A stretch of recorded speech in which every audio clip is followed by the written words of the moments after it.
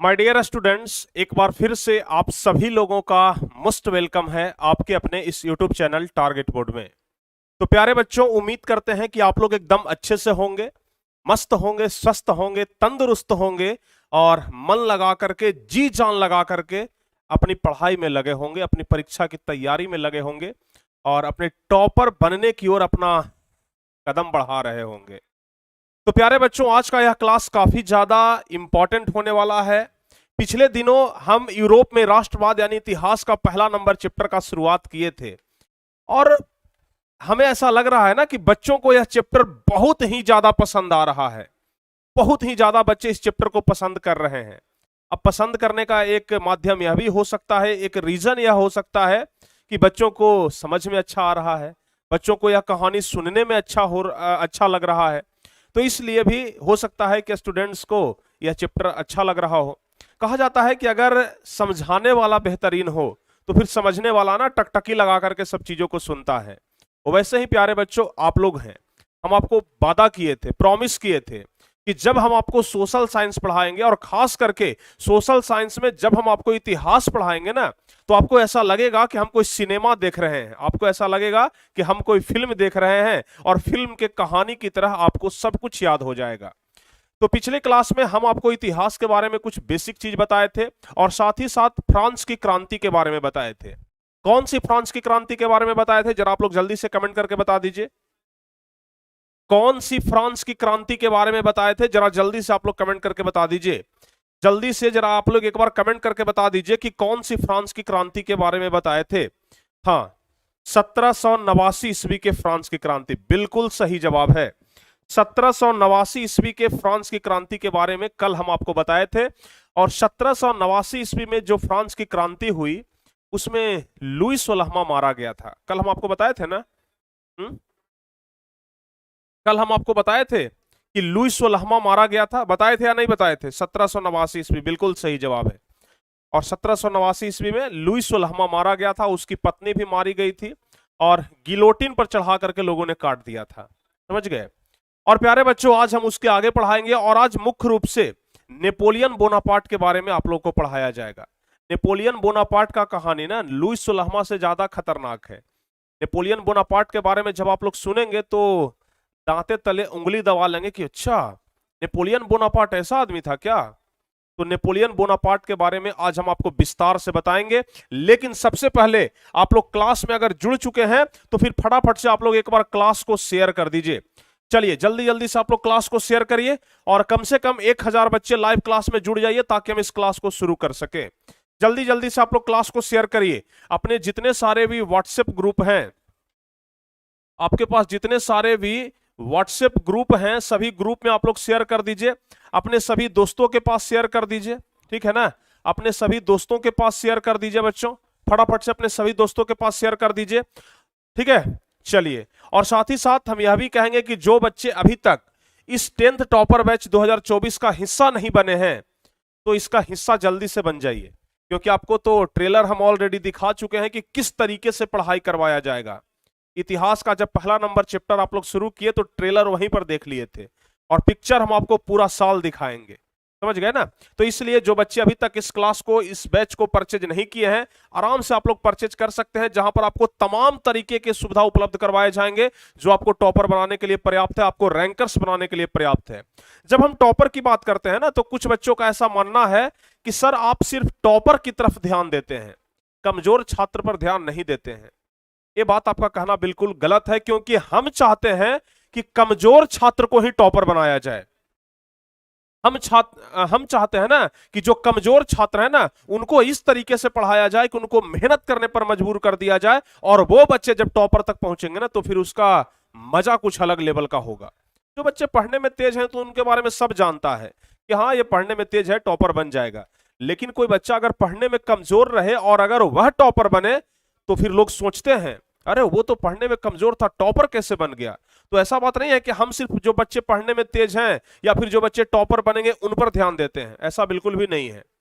जो बच्चे टॉपर बनने की इच्छा रखते हैं, चाहे वह कमजोर से कमजोर छात्र क्यों ना हो, हम उन पर भी विशेष ध्यान देते हैं और हम जो यह सुविधा उपलब्ध करवा रहे हैं, जो हम आपको पढ़ाई उपलब्ध करवा रहे हैं, यह स्पेशली किसी खास बच्चों के लिए नहीं है, सभी के लिए है जो बच्चे इस क्लास में ज्वाइन होना चाहते हैं, इस क्लास को करना चाहते हैं।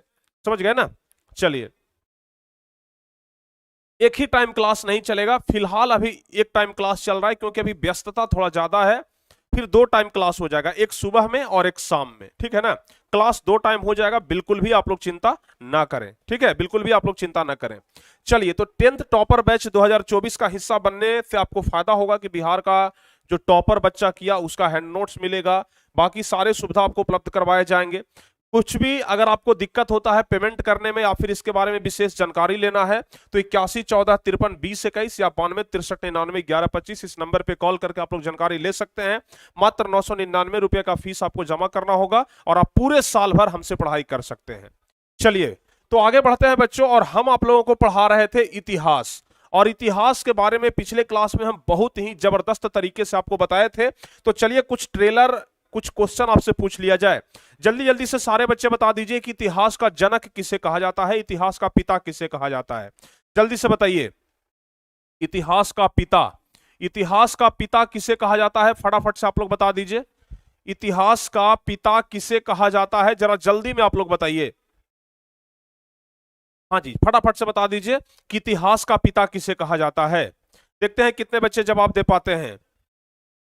इतिहास का पिता किसे कहा जाता है, जरा जल्दी से बता दीजिए। और जवाब आना शुरू हो गया है, हेरोडोटस को। बिल्कुल सही जवाब, हेरोडोटस को इतिहास का पिता कहा जाता है, इतिहास का जनक कहा जाता है, आपको अच्छे तरीके से मालूम है। चलिए, अब आगे बढ़ते हैं, और हम आपको यूरोप में राष्ट्रवाद का मतलब बता रहे थे। अच्छा, हम आपको कल बता रहे थे कि राष्ट्रवाद क्या होता है, बहुत सारे बच्चों को पता भी होगा और बहुत सारे बच्चे जो पढ़ने में मन नहीं लगाए होंगे ना, वो भूल गए होंगे, उनको कुछ याद नहीं होगा, क्योंकि अगर आपका ध्यान यहाँ पर होगा ना तो फिर आप यहाँ पर आराम से पढ़ाई कर सकते हैं। वो गाना सुने है ना कि तेरा ध्यान किधर है कि तेरा हीरो इधर है, तो समझ लीजिए कि तेरा हीरो प्रिंस सर ना इधर ही है, तो तुम्हारा ध्यान इधर ही होना चाहिए। समझ गए? तो इसलिए आप लोग इन सब चीजों को देखिए। आप लोग एक ऐसे व्यक्ति को हीरो बना देते हैं ना जो कि हीरो लायक है ही नहीं। आप कहिएगा कि सर अभी तो अपने आप को हीरो बोले, आप अभी कह रहे हैं कि हीरो लायक है ही नहीं। हम अपने आप को हीरो नहीं बोल रहे हैं। आप लोग सलमान खान को, आमिर खान को, शाहरुख खान को और पता नहीं किसको किसको आप लोग बोलते हैं कि हीरो है। एक्चुअल में वो हीरो नहीं है, एक्चुअल में वो हीरो नहीं है। वो क्या है? वो क्या है बताइए? वो एक्चुअल में हीरो नहीं है। एक्चुअल में तो हीरो हमारे देश के सिपाही हैं जो 24 घंटा बॉर्डर पर तैनात हैं। समझ गए ना? वो आप वैसे व्यक्ति को हीरो बना दिए हैं जो हीरो लायक है ही नहीं। हम उनको कह सकते हैं कि एक तरीके से ड्रामा करने वाले हैं, ठीक है ना, ड्रामेबाज कह सकते हैं, नाटक करने वाले हैं, ठीक है ना। या फिर हम एक कह सकते हैं कि क्या है, एक शब्द उनके लिए हम प्रस्तुत कर सकते हैं कि अगर वो कला दिखाते हैं तो क्या हो जाएगा। हुँ? उनके लिए कोई दूसरा शब्द इस्तेमाल कर लीजिए, ज्यादा बेहतर होगा। समझ गए ना? लेकिन हीरो वो नहीं है, नायक उसे नहीं कहा जाता है, नायक उसे नहीं कहा जाता है। समझ गए ना? हाँ, एक्टर अभिनेता, हाँ उनको एक्टर कह सकते हैं, एक्टिंग करने वाले कह सकते हैं कि चूंकि वो एक्टिंग करते हैं। तो अभिनेता कह सकते हैं हम कि वो अभिनेता हैं, हाँ एक्टर कह सकते हैं अंग्रेजी में कि वो एक्टर हैं। समझ गए? लेकिन हीरो तो हमारे असली कौन है? सिपाही लोग हैं। समझ गए ना? चलिए, जो टीचर लोग हैं वो हीरो हैं, जो बच्चों को पढ़ाने का काम कर रहे हैं वो हीरो हैं। चलिए, तो हम पिछले क्लास में आपको राष्ट्रवाद कहने का मतलब बताए थे और राष्ट्रवादी कहने का मतलब भी बता दिए थे, और सबसे मुख्य बात कि 1789 ईस्वी के फ्रांस की क्रांति के बारे में हम आपको बताए थे। ठीक है, 1789 ईस्वी के बारे में। अच्छा, जरा बताइए कि लुईस 16वां जो राजा था वो कैसा राजा था? बहुत बढ़िया राजा था या निरंकुशवादी राजा था? बताइए जल्दी से, हम आपको ऑप्शन देते हैं। लुईस 16वां कैसा राजा था? सबसे पहला ए नंबर ऑप्शन है कि अच्छा राजा था, अच्छा राजा था। दूसरा नंबर बी ऑप्शन है कि निरंकुशवादी राजा था, निरंकुशवादी। कुछ रिवीजन हो जाना जरूरी है ना, पिछले क्लास वाला याद ताजा हो जाएगा। और सी नंबर ऑप्शन देते हैं प्रतिक्रियावादी। बताइए, प्रतिक्रियावादी। और चौथा हो जाएगा कोई नहीं। बताइए तो कौन सा ऑप्शन सही होगा? चौथा हो नहीं, यहां पर चौथा ऑप्शन दे देते हैं, बी और सी दोनों। जल्दी से बताइए अब कौन सा ऑप्शन सही होगा? सारे बच्चे बता दीजिए। अब देखिए, तब ना कहते हैं कि जब तक प्रश्न को पूरा ना पढ़ लीजिए तब तक जवाब मत दीजिए। हम यहाँ पर ऑप्शन आधा ही लिखे थे, बी नंबर ऑप्शन तक ही लिखे थे, और आपका जवाब आ गया कि सर बी होगा, सर बी होगा, सर बी होगा। लेकिन क्या आपको इंतजार नहीं करना चाहिए था कि सर सी ऑप्शन भी लिख रहे हैं, डी ऑप्शन भी लिख रहे हैं? आपको इंतजार करना चाहिए था, लेकिन आपने इंतजार नहीं किया और जवाब बता दिया। एक्चुअल में इसका जवाब होगा डी नंबर ऑप्शन। कहिएगा सर प्रतिक्रियावादी मतलब तो आप बताए नहीं है, तो फिर पूछ क्यों रहे हैं? प्यारे बच्चों, निरंकुशवादी और प्रतिक्रियावादी में ज्यादा फर्क नहीं है। दोनों लगभग क्या है? दोनों लगभग सेम ही है। निरंकुशवादी भी वैसे लोगों को कहा जाता है, वैसे राजा को कहा जाता है जो शासन तो करता है लेकिन जनता का भलाई नहीं चाहता है। और प्रतिक्रियावादी भी वैसे राजा को ही कहा जाता है कि जो शासन करता है लेकिन जनता की भलाई बिल्कुल नहीं करता है। तो हम कह सकते हैं कि निरंकुशवादी और प्रतिक्रियावादी दोनों एक ही शब्द है। समझ गए ना? अर्थ दोनों का एक ही है, तो इसलिए बी और सी दोनों ऑप्शन सही होगा। चलिए, हाँ, यह गिलोटिन के बारे में बताए थे और लुई सोलहवां के बारे में बताए थे कि लुई सोलहवां जब एकदम लोगों को सता रहा था तो लोगों ने क्या किया, इस गिलोटिन पर रख करके लुई सोलहवां को गर्दन ही काट दिया।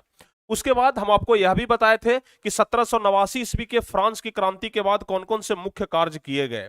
कल हम आपको यह वाला बता दिए थे कि 1789 ईस्वी के फ्रांस की क्रांति के बाद कौन कौन से मुख्य काम किए गए ना, यह सब कुछ हम आपको पिछले क्लास में बता दिए थे। अच्छा, कल हम आपको एक चीज के बारे में एक शब्द बताए थे, सामंतवाद। कल हम आपको एक शब्द बोले थे सामंत, और उस प्रकार की व्यवस्था को सामंतवाद कहते हैं, बताए थे ना। सामंतवाद के बारे में हम आपको क्या बताए थे कि जो सामंतवाद होते थे ना, जो सामंत होते थे, वो जो किसान होते थे ना उनके खेतों पर जाकर के कब्जा कर लेते थे, उनसे टैक्स वसूल, हाँ हाँ समझ गए, उनसे टैक्स वसूलते थे। तो कभी कभी 2 नंबर वाले प्रश्न में पूछ दिया जाता है कि सामंतवाद क्या है। समझ गए? कभी कभी 2 नंबर वाला प्रश्न में पूछ दिया जाता है कि सामंतवाद क्या है। तो ध्यान से समझिएगा सामंतवाद के बारे में। वैसी शासन प्रणाली जिसमें सामंतों या जमींदारों को किसानों से ज्यादा अधिकार दिया जाता है। कल हम आपको बताए थे ना, जैसे कोई खेत है किसान का, लेकिन उस पर आकर के अधिकार कौन कर लिया? सामंत लोग कर लिया। अब सामंत एक तरीके से राजा का दलाल होता था, समझ गए ना।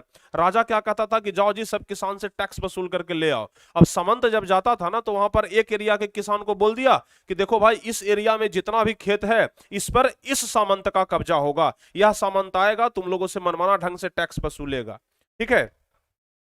तो वैसी स्थिति में सामंतवाद को किसानों से ज्यादा अधिकार होता था। बेचारा किसान का अपना खेत है, बपौती खेत है, वहां का नागरिक है, लेकिन फिर भी उसको कम अधिकार है, लेकिन जो सामंत है ना उसको ज्यादा अधिकार होता था। तो सामंतवाद कहने का मतलब यही हुआ कि वैसी शासन प्रणाली जिसमें सामंतों या जमींदारों को किसानों से ज्यादा अधिकार दिया जाता था, उसे ही क्या कहते हैं? सामंतवाद कहते हैं। तो बताइए, सामंतवाद समझ गए ना? बताइए, समझ गए ना? आप लोग समझ गए यहां तक कि जिसमें सामंतों और जमींदारों को ज्यादा ताकत मिलता था, ज्यादा अधिकार मिलता था, वैसी व्यवस्था को ही क्या कहते थे? सामंतवाद कहते थे। अच्छा, अब उसके बाद अगला क्वेश्चन आता है कि मध्यम वर्ग से आप क्या समझते हैं। छोटे छोटे 2-4 क्वेश्चन है, उसके बारे में हम आपको बता देते हैं। मध्यम वर्ग से आप क्या समझते हैं? कल हम आपको बता रहे थे ना कि जब फ्रांस में भ्रष्टाचार का बोलबाला था, अनपढ़ लोगों को सताया जा रहा था, तो बीच में से कुछ जो पढ़े लिखे हुए लोग थे वह बाहर निकले और लोगों को समझाना शुरू किया कि देखो भाई, तुम्हारा ये बपौती जमीन है, तुम यहाँ के नागरिक हो, तुम्हारा इस पर अधिकार है, तुमको जबरदस्ती सताया जा रहा है, तुम अपनी पावर को समझो। तो ये जो पढ़े लिखे लोग थे ना, एक्चुअल में यही थे मध्यम वर्ग के लोग। समझ गए? मध्यम वर्ग के लोगों को सबसे ज्यादा पढ़ा लिखा लोग कहा जाता है। समझ गए? मध्यम वर्ग के लोगों को सबसे ज्यादा पढ़ा लिखा लोग कहा जाता है। यानी कुल मिलाकर के जो मध्यम वर्ग के लोग थे ना, वो वहीं छोटे छोटे व्यापार करते थे, छोटा छोटा बिजनेस करते थे, छोटे छोटे काम धंधे करते थे और वहीं से अपना जीवन यापन करते थे, लेकिन हाँ, शिक्षित थे। समझ गए ना? शिक्षित थे। तो ध्यान रखिएगा, समाज में रहने वाले वैसे लोग जो अपना जीवन निर्वाह छोटे छोटे व्यापार और नौकरियों के माध्यम से करते हैं, उसे मध्यम वर्ग कहते हैं।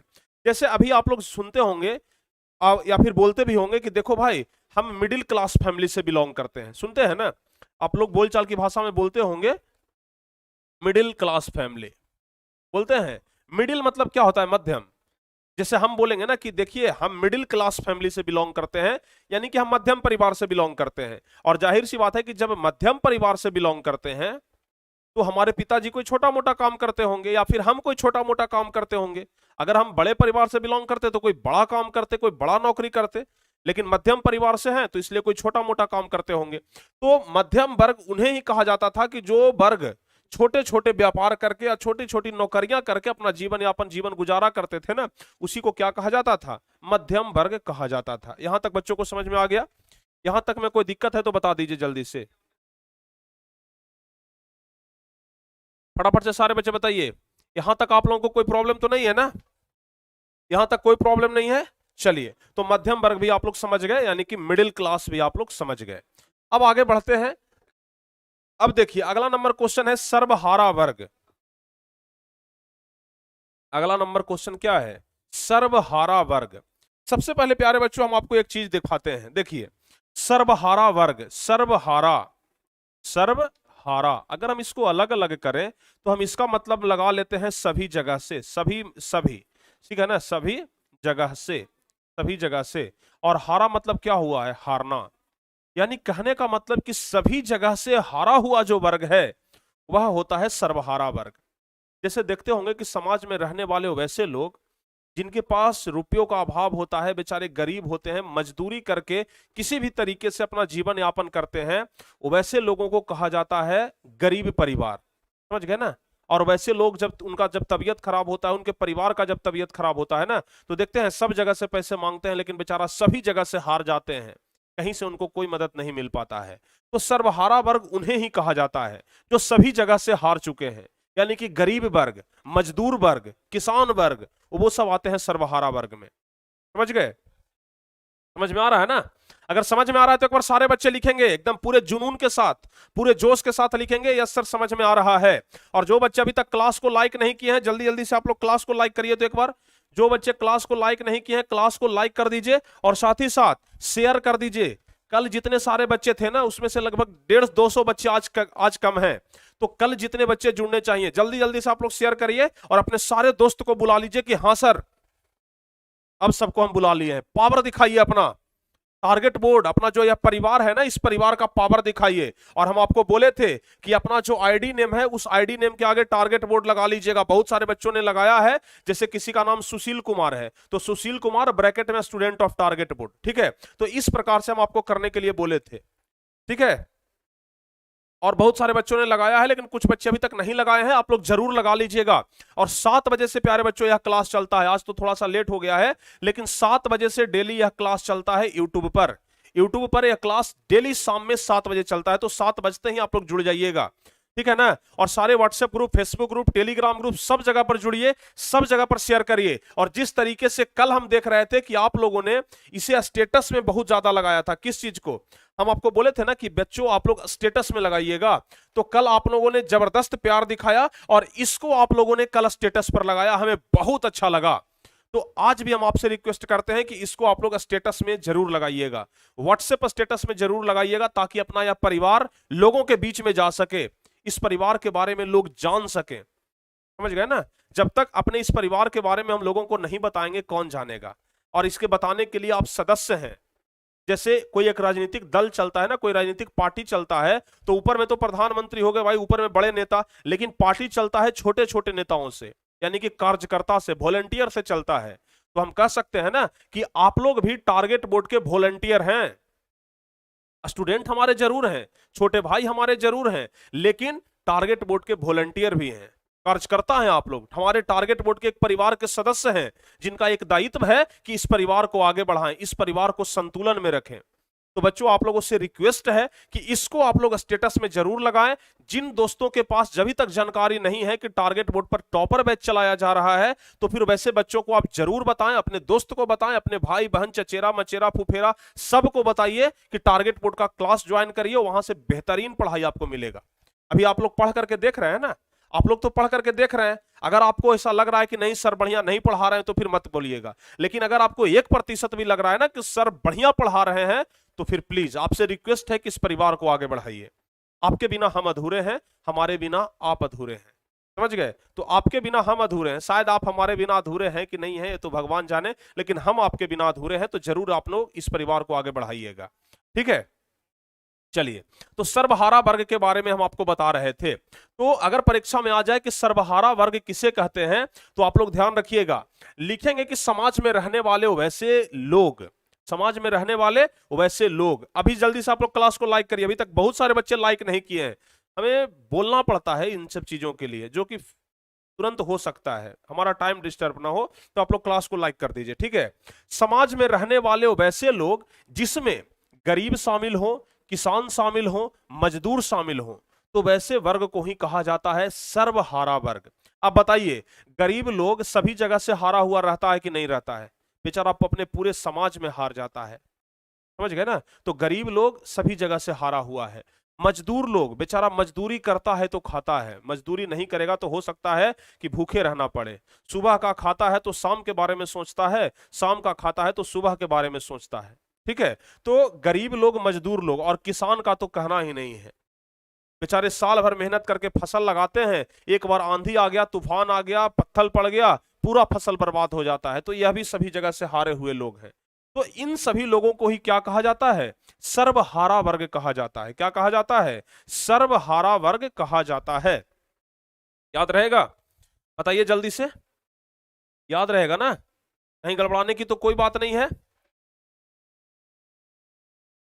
चलिए, तो सर्वहारा वर्ग समझ गए।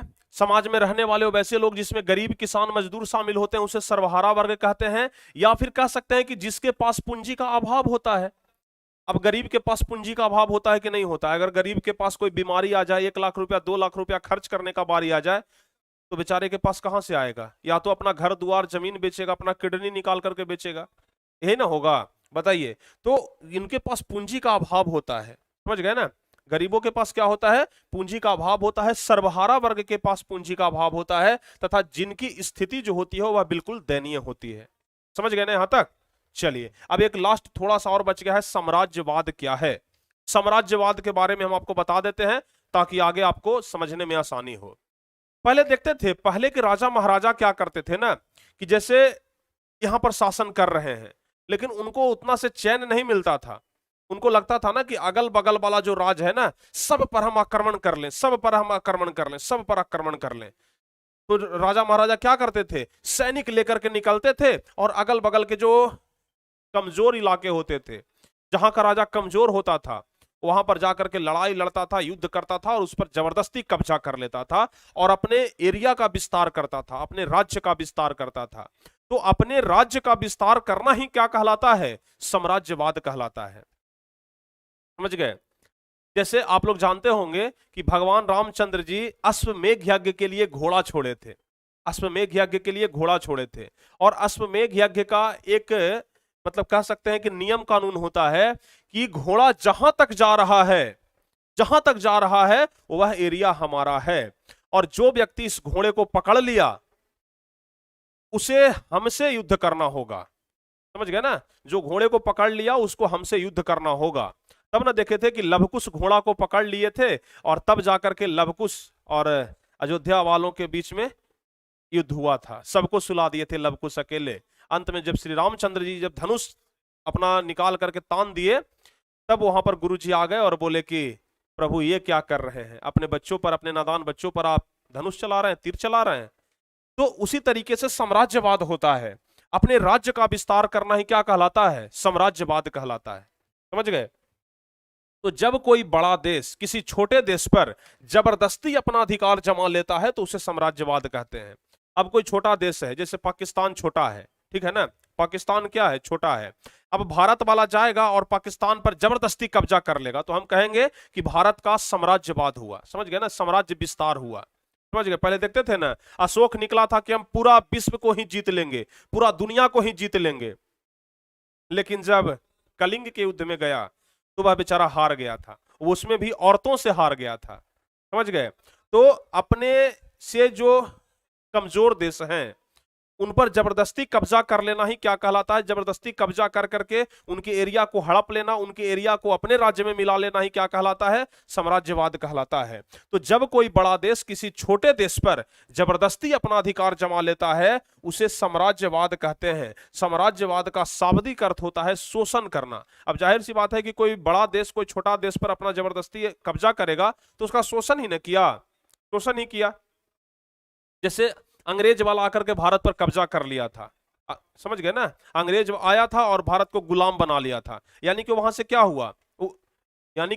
हुआ? अंग्रेज वाले आए और भारत को गुलाम बना लिया, यानी कि जबरदस्ती शोषण कर रहे थे। तो वही हुआ साम्राज्यवाद। कहने का मतलब क्या होता है? शोषण करना। तो आप लोग समझ गए ना? यहां तक समझ गए? क्या क्या हम आपको समझाए? सामंतवाद क्या है, मध्यम वर्ग से आप क्या समझते हैं, सर्वहारा वर्ग क्या है और साम्राज्यवाद क्या है। यह 4 छोटे छोटे पॉइंट थे जिसके बारे में आप लोग समझ गए। समझ गए? वाह, बहुत बढ़िया। अब चलिए हम आपको लेकर के चलते हैं नेपोलियन की दुनिया में। अब चलिए हम आपको लेकर के चलते हैं नेपोलियन की दुनिया में। जरा कहानी को ध्यान से सुनिएगा, बड़ा जबरदस्त कहानी है, लगेगा कि हाँ कोई है आदमी। कल हम आपको बता रहे थे 1789 ईस्वी के क्रांति के बारे में। सब कुछ याद है ना? ध्यान से सुनिएगा, एकदम किस्सा कह रहे हैं, कहानी कह रहे हैं, एकदम अच्छे तरीके से याद होना चाहिए। कल हम आपको बताए थे प्यारे बच्चों 1789 ईस्वी के क्रांति के बारे में। 1789 ईस्वी के क्रांति के बारे में। हालांकि एक क्रांति तो हम भी करना चाह रहे हैं, बिहार बोर्ड में ना टॉपरों की क्रांति। हमें ऐसा लगता है ना कि टारगेट बोर्ड का इतना नाम हो कि बिहार बोर्ड में लोग जाने कि मैट्रिक की तैयारी करनी है तो आंख मूंद करके टारगेट बोर्ड में एडमिशन ले लो। मैट्रिक की तैयारी करनी है, टारगेट बोर्ड ज्वाइन कर लो। गांव गांव में जो किसान के बेटे हैं, जो मजदूर के बेटे हैं, उनको भी पता होना चाहिए कि हम सस्ते में बेहतर पढ़ाई कहां से कर सकते हैं। समझ गए ना? सस्ते में अच्छा पढ़ाई कहां से कर सकते हैं। और हमें ऐसा लगता है कि हमें भी लोग गांव गांव में जाने, घर घर में जाने। समझ गए ना? तो इसलिए एक क्रांति तो हम भी कर रहे हैं और इस क्रांति को हम बहुत आगे तक ले जाना चाहते हैं। लेकिन फिलहाल हम आपको 1789 ईस्वी के क्रांति के बारे में बता रहे हैं कि 1789 ईस्वी का जो क्रांति हुआ था, उस समय तो लुई सोलहवां मारा गया था। उस समय क्या हुआ? लुई सोलहवां मारा गया। लेकिन जब यह युद्ध हो रहा था, जब यह क्रांति हो रहा था ना, जब यह युद्ध हो रहा था, जब यह क्रांति हो रहा था, तो उस समय नेपोलियन बोनापार्ट जो था वह फ्रांस की तरफ से ही सेनापति के रूप में कार्य कर रहा था। फ्रांस का सेनापति, समझ गए ना? फ्रांस का सेनापति के रूप में क्या कर रहा था? कार्य कर रहा था। समझ गए? आप लोगों को समझ में आया ना? जिस समय नेपोलियन बोनापार्ट फ्रांस का युद्ध कर रहा था, यानी कि हम कह सकते हैं कि जब 1789 ईस्वी का फ्रांस का क्रांति हो रहा था, तो उस समय नेपोलियन बोनापार्ट एक सेनापति के रूप में काम कर रहा था। और एक बात आपको हम बता देते हैं, ये सेनापति भी था तो वैसा नहीं था, लंद फंद नहीं था, फॉर्मेलिटी नहीं निभा रहा था। दुनिया के सबसे, या फिर कह सकते हैं कि इतिहास में सबसे मजबूत सेनापति अगर कोई था तो वह नेपोलियन बोनापार्ट ही था। समझ गए ना? सबसे बेजोड़ सेनापति कोई था तो वह नेपोलियन बोनापार्ट ही था। और नेपोलियन बोनापार्ट में एक खूबी और था जो कि बहुत जबरदस्त था, भाषण देता था बहुत बढ़िया। जब यह भाषण देता था ना तो लोगों को अपनी तरफ क्या कर लेता था? लुभा लेता था। समझ गए? दिल जीत लेता था। जैसे देखते हैं लालू प्रसाद यादव जब भाषण देते थे तो सबका दिल जीत लेते थे। और अभी नरेंद्र मोदी जब भाषण देते हैं ना कि भाइयों एवं बहनों, हम ये करने जा रहे हैं, हम लोगों के अकाउंट में 15-15 लाख रुपया देने जा रहे हैं, तो उस समय लगता है कि सब लोग मोदी जी के दिल में घुस गए। वैसे ही जब नेपोलियन बोनापार्ट जब भाषण देते थे ना, जब लोगों को समझाते थे, तो लोग इनके फैन हो जाते थे, दीवाने हो जाते थे। तो इनमें एक काबिलियत बहुत जबरदस्त था, यानी कि राजा का काबिलियत था इनमें। समझ गए ना? थे भले सेनापति लेकिन काबिलियत एक राजा वाला था। तो ध्यान से समझिएगा, जिस समय 1789 ईस्वी का फ्रांस का क्रांति हुआ तो उस समय यह एक सेनापति के रूप में काम कर रहे थे, लेकिन इतिहास में इनका नाम सबसे जबरदस्त सेनापति में था, सबसे ताकतवर सेनापति में था, सबसे बेजोड़ सेनापति में था। लेकिन जैसे ही 1789 ईस्वी का फ्रांस की क्रांति हुई, जैसे ही 1789 ईस्वी का क्रांति हुआ, इनको लगा कि भाई राजगद्दी तो खाली हो गया, अब राजा तो कोई है नहीं, राजा तो लुईस उल्हामा था, वो मारा गया। अब राजगद्दी खाली है। अब जो सबसे ताकतवर होगा, जिनके पास सबसे ज्यादा बुद्धि बल विवेक होगा, वह राजा के गद्दी पर बैठेगा। अब नेपोलियन को लगा कि हम भाषण अच्छा से कर लेते हैं, हम भाषण बहुत बढ़िया दे देते हैं, और हम सेनापति भी बहुत जबरदस्त हैं, लोगों को हम पर भरोसा है, तो क्यों ना हम राजनीति में एंट्री मार ले और राजा के गद्दी तक पहुंचने का प्रयास करें। यानी कि अब नेपोलियन बोनापार्ट सेनापति से ना राजा बनने का सपना देखना शुरू कर दिया। इसको लगा कि अब हम राजा बन सकते हैं, समझ गए। तो अब नेपोलियन बोनापार्ट क्या करता है, राजनीति में प्रवेश करता है, समझ गए। अब नेपोलियन बोनापार्ट राजनीति में प्रवेश कर दिया, छोड़ दिया सेनापति वाला काम, कहा कि अब सेनापति नहीं रहेंगे, अब राजा बनेंगे, समझ गए। तो वह क्या करता है, अब राजनीति में प्रवेश करता है। तो खैर राजनीति में तो प्रवेश कर गया, लेकिन पहले जान तो लें कि आखिर नेपोलियन बोनापार्ट का जन्म वगैरह कब हुआ था। तो ध्यान रखिएगा, नेपोलियन बोनापार्ट का जो जन्म हुआ ना, वह 15 अगस्त 1769 ईस्वी को हुआ था। डेट याद नहीं रहेगा ना, 15 अगस्त 1769 ईस्वी, डेट याद नहीं रहेगा ना, बताइए, डेट याद नहीं रहेगा। एक ट्रिक बताते हैं, उस ट्रिक के माध्यम से आप डेट याद रख सकते हैं। सबसे पहली बात आपको यह ध्यान रखना है कि नेपोलियन का जो जन्म हुआ था वह उसी दिन हुआ था जिस दिन हमारा देश आजाद हुआ था। नेपोलियन का जन्म उसी दिन हुआ था जिस दिन हमारा देश आजाद हुआ था, यानी कि 15 अगस्त के दिन। अब तो याद रहेगा। तो 15 अगस्त के दिन नेपोलियन बोनापार्ट का जन्म हुआ, लेकिन अब ईस्वी का नाम याद रखना है, तो ईस्वी का नाम ध्यान रखिएगा। गांधी जी का जन्म हुआ था 1869 ईस्वी में। अब इनसे सीधे 100 साल पहले आ जाइए, सीधे 100 साल पहले आ जाइए, तो होता है 1769।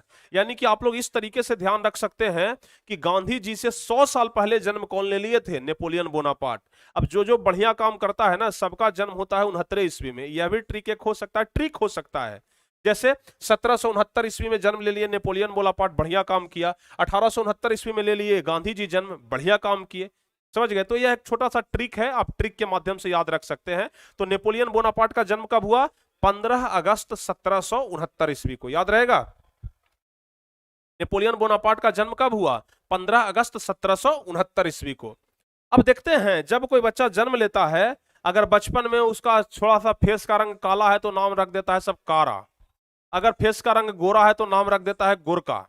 यानी कि बचपन में कुछ अलग नाम रहता है, बाद में फिर लोग उसका नाम चेंज कर देते हैं। तो उसी तरीके से नेपोलियन बोनापार्ट का बचपन का नाम था नेपोलियन दी बोनापार्टे, समझ गए। नेपोलियन दी बोनापार्टे नेपोलियन के बचपन का नाम था, नेपोलियन दी बोनापार्टे, ठीक है। तो आप लोग बस इतना याद रखिए, ऑब्जेक्टिव के लिए इतना काफी है। ऑब्जेक्टिव में नेपोलियन से संबंधित यहां से 2 क्वेश्चन पूछेगा कि उनका जन्म कब हुआ और बचपन का नाम क्या था। तो जन्म हुआ 15 अगस्त 1769 और जन्म हुआ और बचपन का नाम क्या था, नेपोलियन दी बोनापार्टे। अभी हम आपको बताएं कि फ्रांस की क्रांति के समय सेनापति के रूप में काम कर रहा था, समझ गए ना। जिस समय फ्रांस का क्रांति हुआ 1789 ईस्वी में, तो उस समय यह फ्रांस में सेनापति के रूप में काम कर रहा था। और साथ ही साथ हम आपको यह भी बताएं कि इतिहास में नेपोलियन को विश्व के सबसे महान सेनापतियों में गिना जाता है। अभी हम आपको बताया ना कि विश्व में सबसे महान सेनापति में गिनती होता है किसका, नेपोलियन का, समझ गए। विश्व का सबसे महान सेनापति कौन, नेपोलियन बोनापार्ट। तो बताइए याद रहेगा, हाँ याद रहेगा ना। तो विश्व के सबसे महान सेनापति नेपोलियन बोनापार्ट। तो सेनापति थे, लोगों का विश्वास जीत रहे थे, भाषण बढ़िया से कर लेते थे। अब इनको लगा कि हमें राजनीति में एंट्री मारनी चाहिए। तो ये क्या करते हैं कि जिस समय फ्रांस का क्रांति हुआ 1789 ईस्वी में, उसी समय यह फ्रांस की राजनीति में एंट्री मारते हैं।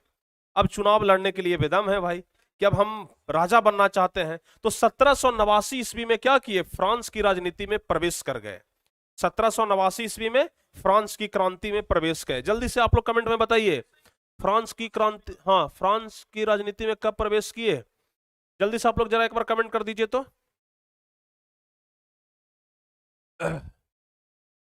फ्रांस की राजनीति में यह कब प्रवेश किए, जरा जल्दी से बता दीजिए।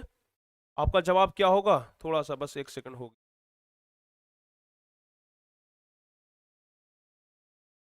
समझ गए। तो क्या बताया, 1789, यानी कि जिस समय फ्रांस की क्रांति हुई ना, उसी समय यह फ्रांस की राजनीति में प्रवेश कर गए, समझ गए। और चूंकि इनके पास हुनर था, महान सेनापति थे, काबिलियत था, तो यह बहुत जल्द राजा भी बन गए। यानी कि 1789 ईस्वी में राजनीति में प्रवेश किए और 18 मई 1804 ईस्वी को वह सम्राट बन गए, राजा बन गए भाई। नेपोलियन अब राजा बन गया। लुई सोलहवां जैसे ही मरा, नेपोलियन को चांस मिल गया, अब नेपोलियन क्या हुआ, राजा बन गया।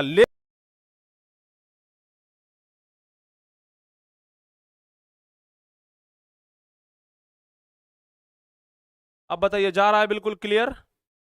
बिल्कुल क्लियर जा रहा है, सब कुछ हो गया सही?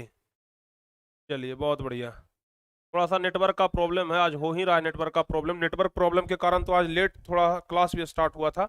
चलिए, अब प्रॉपर रूप से सब कुछ सुनाई पड़ रहा है? सारे बच्चे बता दीजिए, नेट का प्रॉब्लम खत्म हो गया? जी गुरु जी, चलिए बहुत बढ़िया। तो हम आपको क्या बता रहे थे, 1789 ईस्वी में यह राजनीति में प्रवेश करता है और 1804 में यह राजा बन गया। यानी कि कुल 15 वर्ष का समय लगा इसको संघर्ष करने में, राजा बनने में। जब यह 1804 ईस्वी में राजा बन गया, तब इसने कहा कि देखिए भाई, आज के पहले जो भी नियम कानून थे ना, सब जनता के हित में नहीं थे, जनता की भलाई के लिए नहीं था। तो इसलिए जब हम राजा बने हैं तो हमारा एक अलग नियम कानून रहेगा, समझ गए ना।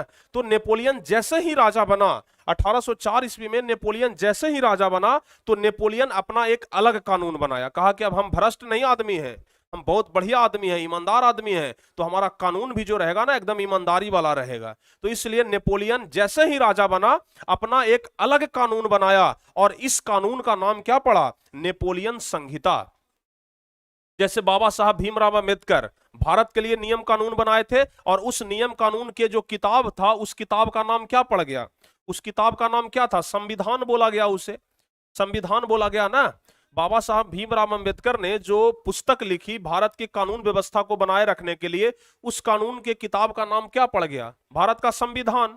तो उसी तरीके से नेपोलियन एक नया कानून बनाया, और उस कानून का नाम क्या पड़ा, नेपोलियन संहिता। क्या नाम पड़ा, नेपोलियन संहिता। याद रहेगा?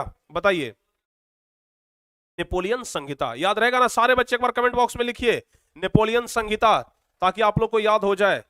और अगर आपसे पूछा जाएगा कि नेपोलियन संहिता किस वर्ष प्रकाशित हुआ, तो फिर आपका जवाब क्या होगा? अगर आपसे पूछा जाएगा कि नेपोलियन संहिता किस वर्ष प्रकाशित हुआ, तो फिर आपका जवाब क्या होगा? नेपोलियन संहिता प्रकाशित हुआ था 1804 ईस्वी में ही। जिस समय वह राजा बना था, उसी समय नेपोलियन अपना कानून बनाया। तो राजा कब बना? 1804 में। तो नेपोलियन संहिता भी कब लागू हुआ? 1804 में। तो अब देखिए भाई, नेपोलियन संहिता तो लागू हो गया, यानी कि नेपोलियन ने अपना एक अलग कानून बना दिया। अब उस कानून में क्या क्या लिखा हुआ था, क्या सचमुच में वो जनता की भलाई के लिए था या नहीं था? तो चलिए हम आपको बताते हैं कि अब कानून में क्या क्या था। तो कभी कभी प्रश्न भी पूछ देता है कि नेपोलियन के द्वारा किए गए मुख्य काम के बारे में बताइए, या फिर यह भी पूछ देता है, इसी प्रश्न को दूसरे तरीके से पूछता है कि राष्ट्रवाद के प्रसार में नेपोलियन का क्या योगदान था। दो तरीकों से इस प्रश्न को पूछा जाता है। तो चलिए, नेपोलियन ने जो नया कानून बनाया, उस कानून के तहत क्या क्या कहा गया, जरा हम इस चीज को समझ लेते हैं। सबसे पहला चीज जो कहा गया कि देखो भाई, विशेषाधिकार को समाप्त कर दो, विशेषाधिकार समाप्त करो। जैसे नेपोलियन के पहले क्या होता था ना, कि जो वीआईपी लोग होते थे ना, उनको एक अलग अधिकार दिया जाता था। जैसे आप लोग देखते हैं कि कोई मंदिर में जाते हैं पूजा करने के लिए, कोई बड़ा मंदिर है जहां पर पूरा ढेर सारा भीड़ लगा रहता है, अगर वहां पर पूजा करने के लिए जाते हैं तो देखते हैं जो बेचारे गरीब होते हैं, मजदूर होते हैं, किसान होते हैं, या फिर जो मिडिल क्लास लोग होते हैं, वो एक लंबा लाइन में लगे होते हैं, लंबा लाइन में लगे होते हैं। अब आगे वाला बढ़ेगा तो पीछे वाला एक डेग बढ़ेगा, फिर आगे वाला बढ़ेगा तो पीछे वाला एक डेग बढ़ेगा। वहीं लंबा लाइन में बेचारा धीरे धीरे धीरे धीरे पीसते रहते हैं, आगे बढ़ते रहते हैं। लेकिन जो वीआईपी होते हैं, एकदम आएगा बाहर से, फॉर्च्यूनर से उतरेगा, चारों तरफ से 4 गो गार्ड है, बोलेगा ए हटिए, साइड हटिए, साइड हटिए, सर को जाने दीजिए, सर को जाने दीजिए। अब एकदम सर भाई एकदम सड़सड़ायल घुस गए मंदिर में, पूजा पाठ किए, दर्शन किए और तुरंत बाहर भी आ गए। यानी कहने का मतलब कि उस नेताजी को विशेष अधिकार मिला हुआ है, समझ गए ना? उनको विशेष अधिकार है कि लोग आम पब्लिक लाइन में लगल रहेगा और वो जाएंगे, दर्शन करके चल आवेंगे। तो वहां पर बताइए, वीआईपी को विशेष अधिकार मिला कि नहीं मिला? वैसे ही नेपोलियन के पहले ना, जो पूंजीपति वर्ग के लोग हुआ करते थे, जो पादरी हुआ करते थे, जो कुलीन वर्ग के लोग हुआ करते थे, उनको विशेष अधिकार मिलता था, जिसको विशेषाधिकार बोलते थे। तो नेपोलियन जब राजा बना तो कहा कि सबसे पहले विशेषाधिकार को खत्म करो, विशेषाधिकार नहीं रहेगा। सब लोगों को एक समान दृष्टि से देखा जाएगा, चाहे वह अमीर हो, चाहे वह गरीब हो, चाहे ऊंची जाति के हो, चाहे नीची जाति के हो, सबको एक समान दृष्टि से देखा जाएगा। तो सबसे पहले क्या किया, विशेषाधिकार को समाप्त कर दिया गया। समझ गए? अगर आपसे यह क्वेश्चन पूछा जाएगा ना कि नेपोलियन के द्वारा किए गए महत्वपूर्ण काम के बारे में लिखें, तो सबसे पहला यही लिखना है कि विशेषाधिकार को समाप्त कर दिया गया। उसके बाद दूसरा है कि यातायात के साधन को सुगम और सस्ता बना दिया। यातायात का साधन सुगम बना दिया। कल हम आपको बताए थे, जैसे यह फ्रांस था, अगर फ्रांस में ढेर सारा राज्य है तो कल बताए थे ना कि आयात शुल्क और निर्यात शुल्क लगता था। समझ गए? आंतरिक शुल्क जिसको बोलते हैं, यानी कि अगर इस राज्य से इस राज्य में जाना है ना तो आपको टैक्स भरना होगा। समझ गए? लेकिन जब नेपोलियन आया तो कहा कि जब फ्रांस हमारा एक है तो फिर इसी फ्रांस के अंदर घूमने के लिए हमको टैक्स देना पड़ेगा, टैक्स हमको देना पड़ेगा। अगर टैक्स नहीं देना पड़ेगा तो भाई टैक्स को खत्म करो। टैक्स खत्म हो जाएगा तो फिर सामान का दाम सस्ता हो जाएगा। जैसे आज चाइना से कोई सामान आता है, समझ गए, हम मान लिया जाए कि यह जो रिमोट है यह चाइना से आया है। समझ गए? अब चाइना में इसका कीमत है मान लिया जाए 200 रुपया। अब जब यह भारत में आया तो भारत सरकार इस पर टैक्स ले लिया 200 रुपया, तो अब यह सामान मार्केट में कितने का बिकेगा, 400 रुपए का। अगर भारत सरकार इस पर टैक्स 100 रुपया ही लेता तो मार्केट में कितने का बिकता, 300 का। अगर भारत सरकार टैक्स नहीं लेता तो मार्केट में कितने का बिकता, 200 रुपए का, क्योंकि 200 इसका और हाँ 200 इसका ओरिजिनल दाम है। तो वही हो रहा था, आंतरिक टैक्स था पूरे फ्रांस के अंदर। नेपोलियन आया ना तो कहा कि टैक्स को खत्म करो। जब टैक्स खत्म हो जाएगा तो सामान का दाम एकदम सस्ता हो जाएगा। आयात निर्यात शुल्क को खत्म करो, यातायात के साधन को सुगम और सस्ता कर दिया। समझ गए ना? हाँ, यातायात के साधन को एकदम सस्ता कर दिया। कहा कि अब लोग यहां से वहां जाना चाहें, अपने कर कुटुंब के पास जाना चाहें तो आराम से जा सकते हैं। समझ गए ना? तो यातायात को क्या कर दिया, सस्ता कर दिया। सर वीआईपी का फुल फॉर्म क्या होता है? एक बच्चे कमेंट कर रहे हैं कि सर जी वीआईपी का फुल फॉर्म क्या होता है? वीआईपी का फुल फॉर्म होता है वेरी इंपॉर्टेंट पर्सन। समझ गए? भी से वेरी, आई से इंपॉर्टेंट और पी से पर्सन, यानी कि वेरी इंपॉर्टेंट पर्सन वीआईपी का फुल फॉर्म होता है। समझ गए ना? चलिए, तो नेपोलियन के द्वारा दूसरा बड़ा काम किया गया कि यातायात के साधन को सुगम और सस्ता कर दिया गया। अब तीसरा है कि संचार व्यवस्था को अच्छा और सुगम कर दिया गया। अब देखिए, नेपोलियन के पहले जब लुई 16वां राज्य कर रहा था तो उस समय ना जो क्या था, संचार व्यवस्था था उसको महंगा करके रखा था। पता है क्यों? क्योंकि नेपोलियन के पहले जितने सारे भी राजा हुए, जैसे लुई 16वां है, सब उसको लगता था ना कि लोग जब एक दूसरे से बातचीत करेंगे ना तो हमारे बारे में बुराई करेंगे, हमारा शिकायत करेंगे, इसलिए संचार व्यवस्था को इतना महंगा कर दो ना, इतना महंगा कर दो कि लोग आपस में बात ही ना कर सके। तो संचार व्यवस्था को लोग महंगा करके रखे थे। अब जब नेपोलियन राजा बना तो कहा कि नहीं, संचार व्यवस्था महंगा नहीं होगा बल्कि सस्ता होगा। तो संचार व्यवस्था को क्या कर दिया गया, अच्छा कर दिया गया और सुगम यानी कि सस्ता कर दिया गया। उसके बाद आर्थिक असमानता को दूर करने का प्रयास किया गया। आर्थिक असमानता कहने का मतलब कि जो अमीरी और गरीबी के बीच में भेदभाव था, अब अमीर आदमी जो गरीब आदमी है उसको देखना नहीं चाहता था, तो इस व्यवस्था को खत्म कर दिया गया। कहा गया कि नहीं भाई, आर्थिक रूप से ना कोई अगर गरीब है तो उसके साथ भेदभाव नहीं होना चाहिए। अगर कोई व्यक्ति गरीब है, पैसों से गरीब है, उसके पास पूंजी नहीं है, तो उसके साथ भेदभाव नहीं होना चाहिए। यानी कि आर्थिक असमानता को दूर करने का प्रयास किया गया। उसके बाद सबसे बड़ा जो काम किया गया वह सामंती व्यवस्था को खत्म कर दिया गया। अब आपको बताए थे ना कल कि जो लुई 16वां था वह सामंतों को फिट करके रखता था टैक्स वसूलने के लिए, सब किसान से अनाज वसूलने के लिए। तो सामंती व्यवस्था को समाप्त किया। कहा कि नहीं, खेत है किसान का, मेहनत करेगा किसान और मजा लेगा सामंत, ऐसा नहीं होगा। तो सामंती व्यवस्था को क्या कर दिया, खत्म कर दिया। अभी तक देख रहे हैं जितने सारे भी नेपोलियन के द्वारा काम किए गए हैं, एकदम बढ़िया बढ़िया काम कर रहा है। बताइए, किसी को ऐसा लग रहा है कि नेपोलियन कोई खराब काम कर रहा है? किसी को नहीं लग रहा है? सर आप बिल्कुल खान सर के जैसे पढ़ाते हैं। अरे भाई, आप लोग का बस दुआ है, कृपा है कि हम इस तरीके का पढ़ाई आपको दे पा रहे हैं। समझ गए ना? आप भगवान से मनाइए कि हम इससे भी ज्यादा बेहतर क्वालिटी आपको दे सके। हम क्या बोलते थे कि क्वालिटी कंटेंट आपको उपलब्ध करवाएंगे, इस तरीके का क्वालिटी उपलब्ध करवाएंगे ना कि आप भी सोचेंगे कि वाह कितना बढ़िया क्वालिटी इतना सस्ता में मिल रहा है। समझ गए ना? सस्ता लेकिन सबसे अच्छा, हमारा यह सिद्धांत है। तो प्यारे बच्चों, सामंती व्यवस्था को समाप्त कर दिया। उसके बाद सभी नागरिकों के लिए एक समान कानून बनाया। अब चाहे पादरी रहे, चाहे कुलीन रहे, चाहे कोई रहे भाई, अमीर रहे गरीब रहे, ऊंचा जाति वाला नीचा जाति वाला कोई रहे, सबके लिए एक समान कानून एक समान कानून रहेगा। ऐसा नहीं कि हमारे पास खूब पैसा है तो हमारा कानून अलग, तुम्हारे पास कम पैसा है तो तुम्हारा कानून अलग, ऐसा नहीं। सबके लिए सेम कानून रहेगा, चाहे वह अमीर हो चाहे वह गरीब हो। उसके बाद शिक्षा में सुधार किया। लुई 16वां ये सब था ना, जो नेपोलियन के पहले जो राजा था, वो लोग शिक्षा पर ध्यान नहीं देता था। ऐसा सोचता था कि लोग अगर पढ़ लिख जाएगा ना तो हमारे खिलाफ आवाज उठाएगा, समझ गए, जैसा कि आज के नेता लोग कर रहे हैं। लोगों को पढ़ाना नहीं चाहते हैं, उनको लगता है कि अगर लोग पढ़ लिख जाएगा ना तो चीजों को समझेगा कि किसको वोट देना है और किसको वोट नहीं देना है। तो लोग, नेता लोग ना खास करके पढ़ाना नहीं चाहते हैं जनता को। तो इसलिए नेपोलियन आया तो कहा कि नहीं भाई, शिक्षा में सुधार होना बहुत ही ज्यादा जरूरी है। तो नेपोलियन क्या किया कि शिक्षा में सुधार करवाया, समझ गए। नेपोलियन क्या किया कि शिक्षा में सुधार करवाया। तो कुल मिलाकर के नेपोलियन के द्वारा बहुत सारे ऐसे काम किए जा रहे थे जो कि जनता के हित में था, जनता की भलाई के लिए था, जनता के समर्थन में था, यानी कि बहुत बढ़िया बढ़िया काम किया जा रहा था, समझ गए। यहां तक कहानी सबको समझ में आया? यहां तक कहानी सबको समझ में आया? बता दीजिए नेपोलियन कैसे एक सेनापति था, सेनापति से कैसे राजा बन गया, और राजा बना तो कैसे अपना पूरा नियम कानून चेंज कर दिया, कैसे नियम कानून चेंज करके और जनता के हित में फैसला लिया और जनता के लिए कानून बनाया, जिसको नेपोलियन संहिता कहा गया। यहां तक बच्चों को कोई दिक्कत? वाह, कोई दिक्कत नहीं है? यहां तक किसी को कोई दिक्कत नहीं है ना? नहीं सर, बिल्कुल नहीं है। अब चलिए आगे बढ़ते हैं। अच्छा, अब एक चीज जरा ध्यान रखिएगा, अब एक चीज ध्यान रखिएगा, कभी कभी इस प्रश्न को इस तरीके से पूछ दिया जाता है कि राष्ट्रवाद के विकास में सहायक तत्व कौन कौन सा है, समझ गए ना। राष्ट्रवाद के विकास में सहायक तत्व कौन कौन सा है, यानी कि अभी तक आप लोग देख रहे थे कि नेपोलियन के द्वारा जनता के लिए बढ़िया बढ़िया काम किया जा रहा था।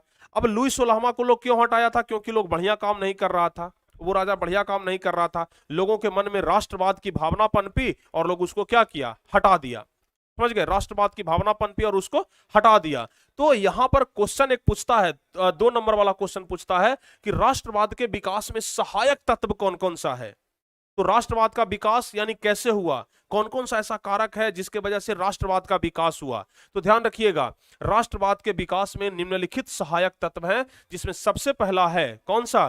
कुलीन वर्ग, सामंत का सामाजिक और आर्थिक रूप से अत्यंत प्रभावी होना। जो कुलीन वर्ग थे और जो सामंत थे वह जनता को बहुत ज्यादा सता रहे थे।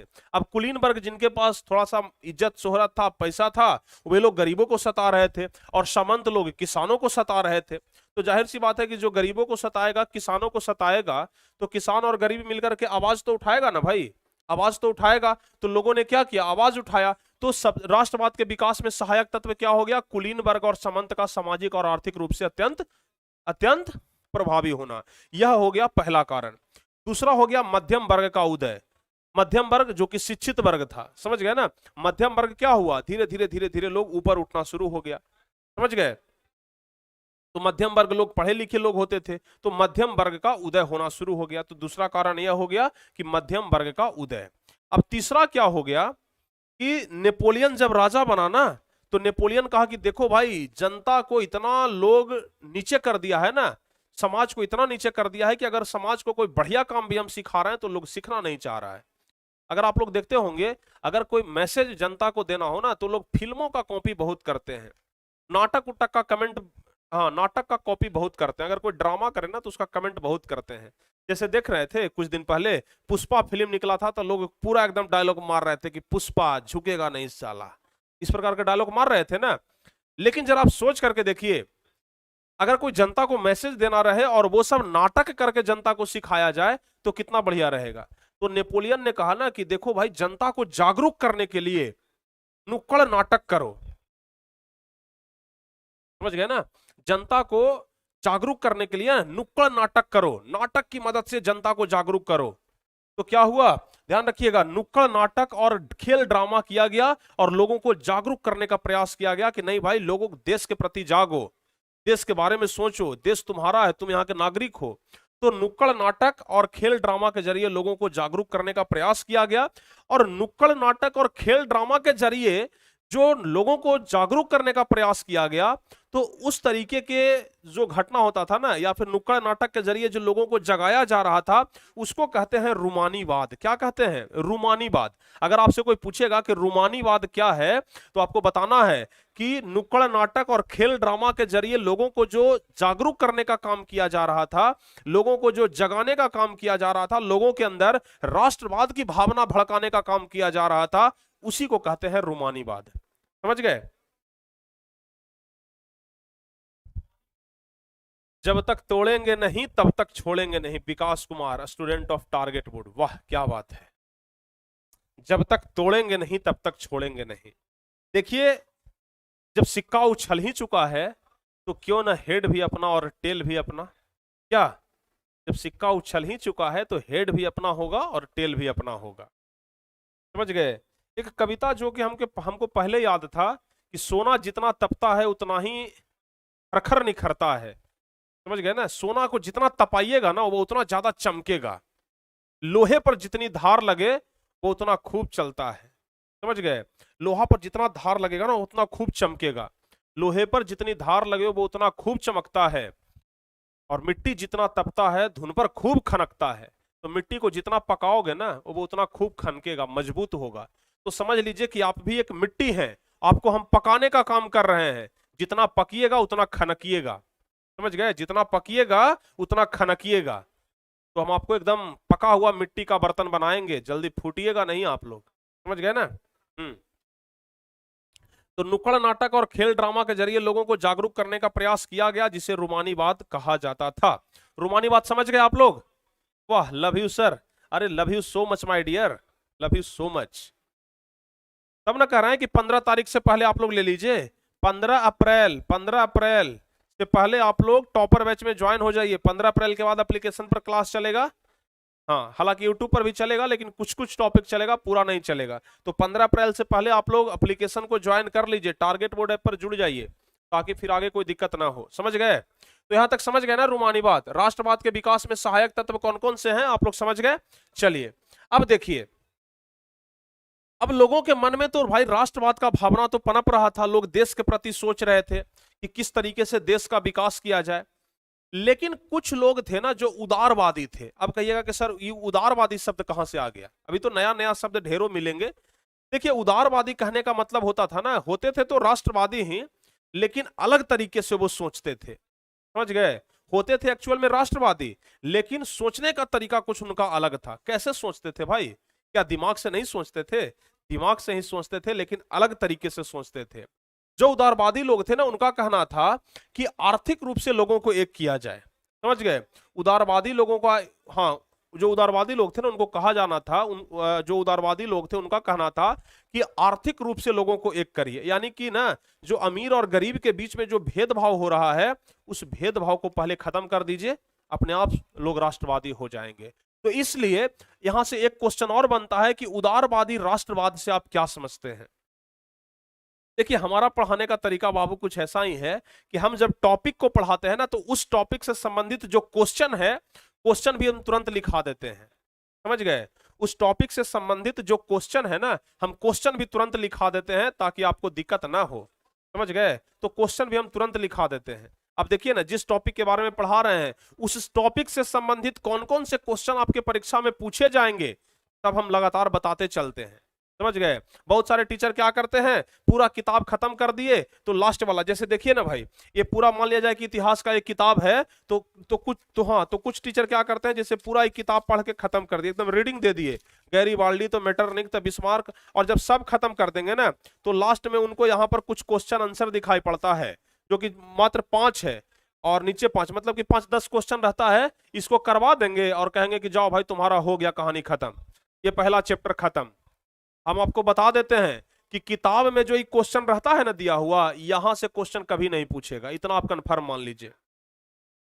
यहां से क्वेश्चन नहीं रहता है। कॉपी, सॉरी, जो सवाल छापता है ना, जो सवाल बनाता है ना, जो क्वेश्चन तैयार करता है, उसको भी पता है कि बेटा स्टूडेंट सब यहां से पढ़ करके आएगा। वो जानते हैं क्वेश्चन कहां से देगा आपको? बीचे से उठा करके देता है, बीचे बीचे से। जो कहानी है ना, वो कहानी के बीच से क्वेश्चन उठा करके देगा। अब बताइए, अब बीच में इन सब टॉपिक के बारे में आपको जानकारी नहीं होगा तो फिर कभी आप लोग क्वेश्चन का जवाब दे पाइएगा? कभी नहीं दे पाइएगा। तो इसलिए कुछ टीचर जो होते हैं बस सिर्फ क्वेश्चन आंसर कराते हैं ना, उन पर बिल्कुल 0% भरोसा करिए। आपका एक क्वेश्चन भी आपके बुक से नहीं लड़ेगा, सब बीच से क्वेश्चन उठाता है। अब की बार देख रहे थे, लोग बोल रहे थे कि सर सोशल साइंस के दूसरी सीटिंग में क्वेश्चन नहीं लड़ा, दूसरी सीटिंग का क्वेश्चन बहुत हार्ड था। हार्ड नहीं था, क्वेश्चन बीच से दे दिया था, समझ गए? लोग खोज रहे थे आसान आसान वाला, ऊपर ऊपर वाला खोज रहे थे, थोड़ा सा अंदर घुस करके दे दिया था। तो इसलिए हम आपको अंदर से पढ़ा रहे हैं, अंदर से पढ़िए, यहीं से सारा क्वेश्चन टकराएगा। जब हम चैप्टर खत्म कर देना तो आप क्वेश्चन बैंक उलट लीजिए, उस चैप्टर से संबंधित अगर एक भी क्वेश्चन छूट जाए ना, फिर बोल देना हम पढ़ाना छोड़ देंगे, समझ गए? उस चैप्टर से संबंधित क्वेश्चन नहीं छूटेगा। जैसे हम फिजिक्स का पहला चैप्टर आपको पढ़ा दिए, तो फिजिक्स का पहला चैप्टर से संबंधित क्वेश्चन उठा करके देख लो, एक भी क्वेश्चन नहीं छूटेगा। हिस्ट्री का पहला चैप्टर पढ़ा रहे हैं, तो हिस्ट्री का पहला चैप्टर जैसे ही खत्म होगा, क्वेश्चन बैंक उलट करके देख लेना, एक भी क्वेश्चन तुमसे नहीं छूटेगा, एक एक क्वेश्चन को बता लोगे, समझ गए ना? अरे बड़ा भाई हूं भाई, छोटे भाई का कैसे ध्यान रखा जाता है, छोटे भाई का कैसा ख्याल रखा जाता है, एक बड़े भाई से बेहतर कोई नहीं जानता है। और ऐसा कहा जाता है हमारी सभ्यता में, हमारी संस्कृति में, हमारे भारत देश की संस्कृति में, हमारे बिहार की संस्कृति में ऐसा कहा जाता है कि बड़ा भाई जो होता है ना, वह बाप दाखिल होता है। यानी कि जितना प्यार एक बाप, एक पिता करता है ना, उतना प्यार एक बड़ा भाई भी करता है, समझ गए? तो एक पिता का कर्तव्य, एक बड़े भाई का कर्तव्य, और साथ ही साथ एक गुरु का कर्तव्य भी मैं आपके साथ निभाता रहूंगा। जब तक निभाऊंगा तब तक आप हमारे साथ हैं, समझ गए? समझ गए ना? और आप ये कभी मत सोचिए कि हम आपका साथ छोड़ेंगे, ऐसा कभी नहीं होने देंगे। और आप हमारा साथ छोड़ दे, हम ऐसा कभी होने नहीं देंगे, समझ गए?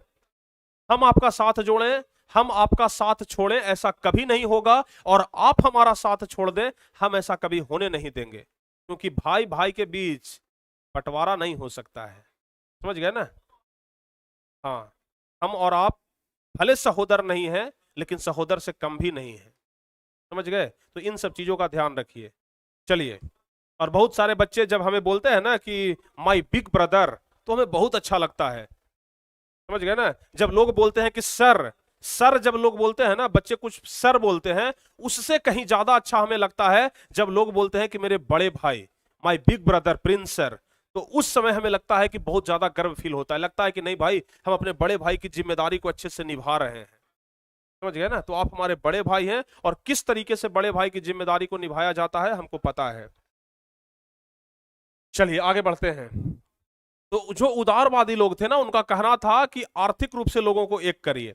तो ध्यान से समझिएगा, उदारवादी एक अलग विचारधारा के लोग थे जो कि आर्थिक समानता पर बल देते थे। हम आपको क्या बताएं, आर्थिक रूप से लोगों को समान करने पर ये लोग बल देते थे कि जो लोग गरीब हैं, जो लोग अमीर हैं, उनमें भेदभाव नहीं होना चाहिए, आर्थिक रूप से सब लोग एक होने चाहिए, ठीक है? तो उदारवादी एक अलग विचारधारा के लोग थे जो आर्थिक समानता पर बल देते थे, समझ गए? उदारवादी एक अलग विचारधारा के लोग थे जो आर्थिक समानता पर बल देते थे। उदारवादी राष्ट्रवाद के तहत आर्थिक समानता के आधार पर गरीबों को आगे बढ़ने पर बल दिया गया। यानी कि उदारवादी जो लोग थे ना, वे लोग कहे कि देखिए भाई, अमीर तो अमीर है ही, अमीर तो आगे बढ़ ही रहा है, कुछ ऐसा करिए ना कि अमीरी गरीबी का जो भेदभाव है वो खत्म हो जाए और जो गरीब हैं वो आगे बढ़ सके। यानी कि गरीबों को आगे बढ़ाने पर बल दिया गया। जैसे कौन किया था? नेपोलियन ने किया था कि जिनके पास ज्यादा जमीन है उनसे जमीन छीन करके गरीबों को दीजिए, समझ गए ना? जो ज्यादा अमीर है, जिनके पास ढेर सारा रुपया पैसा है, जिनके पास खूब जमीन है, बीघों का बीघा जमीन है ना, उनसे कुछ बीघा लेकर के गरीब को दे दीजिए, ताकि गरीब भी अपना खेती करे और अपना भोजन पानी आराम से चला सके, अपने परिवारों को आगे बढ़ा सके, ठीक है? यानी कि गरीबों को ऊपर उठाने का काम किया गया उदारवादी के तहत, समझ गए? तो जो उदारवादी लोग थे, समझ गए ना, जो उदारवादी लोग थे, वैसे लोग क्या किए? आर्थिक समानता पर बल दिए। हाँ, जिनके अंदर यह भावना पनपी उसे उदारवाद कहा गया। ध्यान से समझिएगा, जिनके अंदर यह भावना पनपी उन्हें उदारवाद कहा गया, समझ गए? और जिस व्यक्ति में यह भावना पनपी, सॉरी हम लगता है उल्टा बोल दिए, हाँ, जो भावना पनपी ना, उस भावना को उदारवाद कहा गया। और जिस व्यक्ति के अंदर यह भावना पनपी, उस व्यक्ति को क्या कहा गया? उदारवादी कहा गया, कि यह उदारवादी व्यक्ति है। उदारवादी व्यक्ति मतलब यह गरीबों को ऊपर उठाना चाहता है, अमीर और गरीब के बीच में भेदभाव नहीं करना चाहता है, यह कहने का मतलब हुआ। समझ गए यहां तक? समझ गए? चलिए, तो उदारवादी राष्ट्रवाद के मूल सिद्धांत क्या थे? समझ गए ना? अब जो उदारवादी लोग थे, अब जो गरीबों को ऊपर उठाने पर बल दे रहे थे, उनका कहनाम क्या था? तो उनका कहनाम था कि सामंती पादरी तथा चर्च को खत्म करो भाई। जो उदारवादी लोग थे ना, वो सामंतों के खिलाफ थे, पादरी के खिलाफ थे, चर्च के खिलाफ थे। समझ गए? जाहिर सी बात है, क्योंकि गरीबों को यह सब सताने का काम कर रहा था। अब सामंत भी गरीब को सता रहा था, अब पादरी लोग भी गरीब को सता रहे थे, अब चर्च के माध्यम से लोगों में गलत भ्रांतियां फैलाई जा रही थी। तो इसलिए कुल मिलाकर के जो उदारवादी लोग थे वो सामंती, पादरी और चर्च के खिलाफ थे। समझ गए? यह सब चर्च के खिलाफ थे। उसके अलावा समाज में आर्थिक समानता लाना चाहते थे। जो उदारवादी लोग थे ना, वो चाहते थे कि समाज में क्या आ जाए? आर्थिक समानता आ जाए, समाज में आर्थिक समानता आ जाए। समझ गए? समाज में क्या आ जाए? आर्थिक समानता आ जाए। समझ गए ना? उसके बाद निजी संपत्ति की सुरक्षा पर बल दिया गया। जो उदारवादी लोग थे ना, वो लोगों को समझाना शुरू किए कि देखो भाई, कम से कम तुम्हारा अपना जो संपत्ति है उसकी तो सुरक्षा कर सकते हो ना, तो अपनी निजी सुरक्षा पर बल दो, अपनी जो निजी संपत्ति है उसको सुरक्षित रखो। तुम्हारा खेत आता है, कोई हथियार लेता है, तुम लोग चुपचाप खेत दे देते हो। अरे भाई, वो तुम्हारा बपौती जमीन है, तुम्हारा निजी संपत्ति है, कम से कम उसको सहेज करके तो रखो। तो निजी संपत्ति को सहेजने पर, सुरक्षा देने पर बल दिया गया। तो उदारवादी मतलब कितने लोग समझ गए? बताइए। सर आप ओवर पावर हमें दे रहे हैं। अरे भाई, तुमको हम पावरफुल बना देंगे, क्यों कह रहे हो? हम किंग नहीं है, लेकिन किंग मेकर जरूर है। समझ गए ना? हम देखिए भाई, हम बार बार बोलते हैं, या फिर क्रिस सर भी बोलते हैं कि हम लोग किंग नहीं है, लेकिन क्या है? किंग मेकर है। किंग मेकर है, यानी कि हम राजा है नहीं, हम राजा नहीं है, लेकिन राजा बनाते जरूर हैं। समझ गए? राजा हम नहीं है, लेकिन राजा बनाते जरूर हैं। समझ गए? हम राजा नहीं है, लेकिन राजा आप लोगों को बना करके छोड़ेंगे।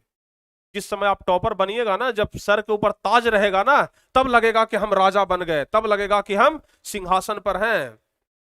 सिंहासन खाली करो कि जनता आती है, उस समय यह कहानी हम कविता सुनाएंगे। समझ गए? जब भारत माता चैप्टर पढ़ाएंगे ना आपको हिंदी में, तो उस समय पढ़ाएंगे सिंहासन खाली करो कि जनता आती है।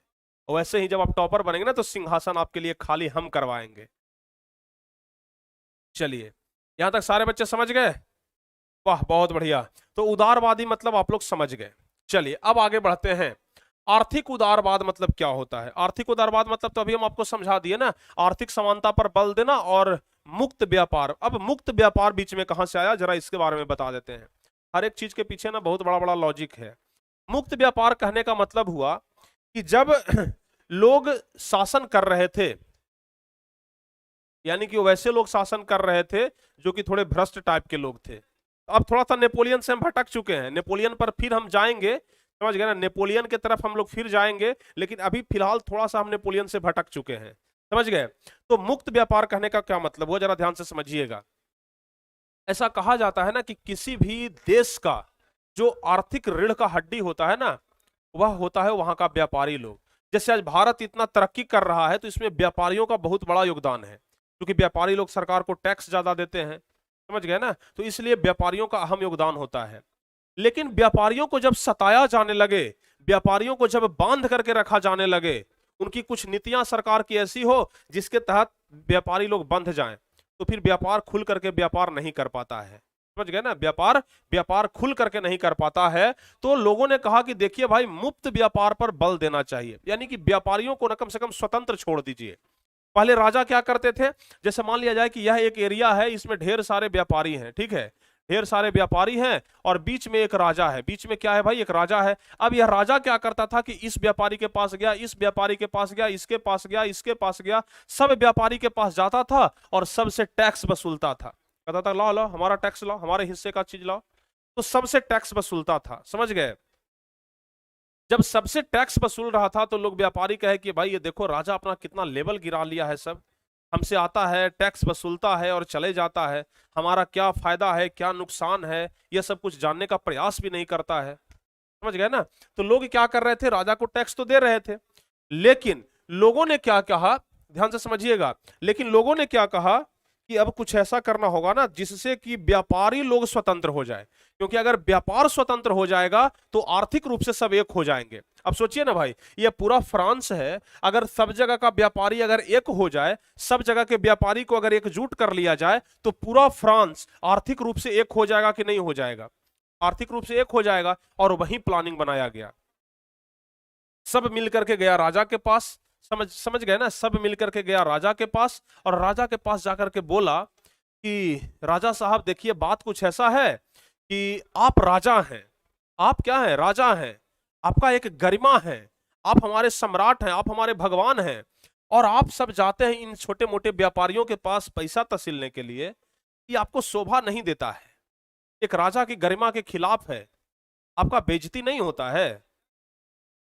ऐसा करिए ना कि हम एक सरदार को चुन देते हैं, हम एक व्यक्ति को चुन देते हैं जो सब जगह से जा करके पैसा इकट्ठा करेगा, और पैसा इकट्ठा कर करके और आपको पैसा पहुंचा देगा महीना में। समझ गए ना? आप जो महीने महीने सब व्यापारी के पास जाते हैं, सब बिजनेसमैन के पास जाते हैं, उससे कहीं अच्छा है कि आप एक जगह पर बैठे रहिए और हम आपको सब व्यापारी से पैसा वसूल करके आपको ला करके दे देंगे। लेकिन हमारा एक शर्त है। राजा कहा, क्या शर्त है? कहा कि देखिए, व्यापार को ना स्वतंत्र कर दीजिए, आजाद कर दीजिए, उसको बांध करके मत रखिए, उसको खुल करके व्यापार करने दीजिए, ताकि व्यापारियों को भी अगर ज्यादा प्रॉफिट होगा तो वो आपको एकदम सही समय पर पैसा दे देगा, सही समय पर आपको टैक्स दे देगा। समझ गए ना? जो भी आपका लगान है ना, एकदम सही समय पर आपको दे देगा। समझ गए ना? एक बच्चा बोल रहा है कि सर आप 12 बजे तक पढ़ाएंगे ना, फिर भी हम पढ़ेंगे। खैर, जब तक हमसे हो सकता है हम पढ़ाने का प्रयास करते हैं, लेकिन क्योंकि आज लगता है आज 12th क्लास वाला बैच तो हो नहीं पाएगा, क्योंकि आप ही लोग का आज लेट से शुरू हुआ था। खैर कोई बात नहीं, आप ही लोग को आज भर पढ़ा देते हैं, ठीक है? तो ध्यान से समझिएगा। तो लोगों ने क्या किया? लोगों ने कहा कि एक ऐसा संस्था बनाते हैं कि उस संस्था के तहत हम सभी व्यापारियों को जोड़ देते हैं, और सभी व्यापारी आपका टैक्स वहीं ला करके जमा करेगा और आपको टैक्स मिल जाएगा, आपको कहीं जाने का जरूरत नहीं पड़ेगा। राजा को भी लगा कि बढ़िया बात है, उपाय तो एकदम बढ़िया बता रहा है। समझ गए? उपाय एकदम बढ़िया बता रहा है, हमको भी बेकार इतना मेहनत करना पड़ता है, हम जाते हैं सबसे भिखमंगा की तरह पैसा मांगते हैं, हमारे पास पैसा एकदम रखा रखाया आ जाएगा तो क्या दिक्कत है। समझ गए? तो इसलिए जॉल्बे राइन नामक एक संस्था की स्थापना होती है। समझ गए ना? जॉल्बे राइन नामक एक संस्था की स्थापना होती है, जो कि मुख्य रूप से व्यापारियों के लिए होता है। किसके लिए? व्यापारियों के लिए होता है। समझ गए ना? तो परीक्षा में प्रश्न पूछता है कि जॉल्बे राइन क्या है, तो लिखेंगे जॉल्बे राइन एक व्यापारिक संस्था थी। क्या थी? व्यापारिक संस्था थी, जिसका गठन कब किया गया था? 1834 ईस्वी में किया गया था। और कौन किया था? तो कौन किया था? प्रसा किया था। आप कहिएगा कि सर प्रसा नाम तो नहीं सुने हैं सर, ये प्रसा कहां से घुस गया? फ्रांस तो अभी तक बता रहे थे, प्रसा कहां से घुस गया? बच्चों, अभी तक जो आप लोग जर्मनी जर्मनी बोल रहे हो ना, अभी आप लोग बोलते हो ना जर्मनी, जर्मनी का ही नाम क्या था? प्रसा था। समझ गए? जर्मनी, अभी जो वर्तमान में आप लोग जर्मनी जानते हो ना, जर्मनी का ही नाम क्या था? तो प्रसा था। तो जॉल्बे राइन नामक जो संस्था थी, इस संस्था की स्थापना किसने किया था? तो प्रसा नहीं किया था। कब किया था? 1834 में। ऑब्जेक्टिव क्वेश्चन यहां से पूछेगा, दो ऑब्जेक्टिव क्वेश्चन जबरदस्त होता है। जॉल्बे राइन क्या है? तो एक व्यापारिक संस्था है, और दूसरा जॉल्बे राइन की स्थापना कब हुई? जवाब बताना है 1834 में हुई। जॉल्बे राइन की स्थापना किस देश में हुई? तो जवाब बताना है कि कहां हुई? प्रसा में हुई। समझ गए ना? जॉल्बे राइन की स्थापना कहां हुई? प्रसा में हुई। अच्छा, अब जॉल्बे राइन का मुख्य जो कार्य था, वह व्यापारियों के हितों का रक्षा करना था। जॉल्बे राइन का मुख्य कार्य क्या था? व्यापारियों के हितों का रक्षा करना, यानी कि व्यापारियों का रक्षा करना, व्यापारियों को जो नुकसान हो रहा था ना, उसकी रक्षा करना, उसको खुल करके आजादी देना, एकदम व्यापार करने का स्वतंत्रता प्रदान करना, ही उसका क्या था? मुख्य रूप से उसका कार्य था। यह पूरे संस्था ने पूरे जर्मनी को आर्थिक रूप से एक कर दिया। अब करेगा नहीं। अब जैसे सब जगह का व्यापारी जो पहले अलग अलग बटा हुआ था, अब एक संस्था बन गया बीच में, जॉल्बे राइन। अब सब व्यापारी आकर के इस संस्था के साथ जुड़ गया, तो सब जगह का व्यापारी आर्थिक रूप से एक हो गया। समझ गए? सब जगह का जो व्यापारी था ना, वो क्या हो गया? आर्थिक रूप से एक हो गया। पहले जो आर्थिक रूप से लोग बटा हुआ था ना, अब आर्थिक रूप से सब क्या हो गया? एक हो गया। अब बताइए, जॉल्बे राइन कहने का मतलब समझ में आया? अब जॉल्बे राइन कहने का मतलब समझ में आ गया आप लोगों को? जॉल्बे राइन कहने का मतलब समझ में आ गया? चलिए, बहुत बढ़िया। अब थोड़ा सा हम आपको और बता देते हैं। अभी हम आपको अगर हम 2 स्लाइड पीछे लेकर के चले जाएं, कहां पर लेकर के चले जाएं,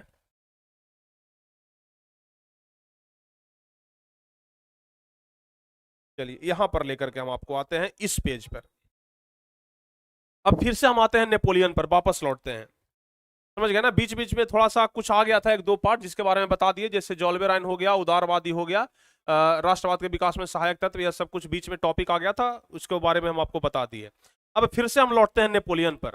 नेपोलियन के बारे में हम आपको बताएं कि 1789 ईस्वी में राजनीति में प्रवेश किया और 1804 ईस्वी में वह क्या बन गया, राजा बन गया। अब धीरे धीरे करके राज्य करने लगा, समझ गए ना, राज्य करने लगा, लोग इसको पसंद करने लगे। अब जो फ्रांस के अगल बगल वाले इलाके थे ना, जैसे मान लिया जाए कि फ्रांस के अगल बगल, जैसे मान लिया जाए कि यह फ्रांस है, क्या है भाई, यह फ्रांस है।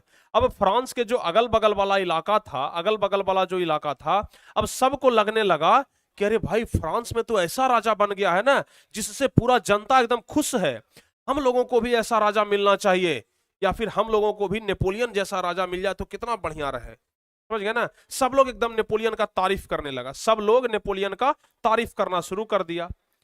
अब जब नेपोलियन का चारों तरफ से तारीफ होना शुरू हो गया ना, तब नेपोलियन के मन में एक उल्टा बात घुस गया जो कि नेपोलियन का विनाश का कारण बना। नेपोलियन ना अपने आप को भगवान का भेजा हुआ दूत समझने लगा। नेपोलियन को ऐसा लगने लगा कि भगवान ने हमें भेजा है इस दुनिया को सुधारने के लिए। हम फ्रांस को तो सुधार ही दिए, अगल बगल वाला भी सब राज्य को, सब देश को हम सुधार सकते हैं। नेपोलियन के मन में एक बात ऐसा घुस गया, और कहा जाता है ना कि जब काल मनुष्य पर छाता है पहले विवेक मर जाता है। समझ गए ना, तो वही नेपोलियन पर अब काल छा गया था, उसका बुद्धि भ्रष्ट हो गया, उसका विवेक खत्म हो गया, दिमाग खत्म हो गया।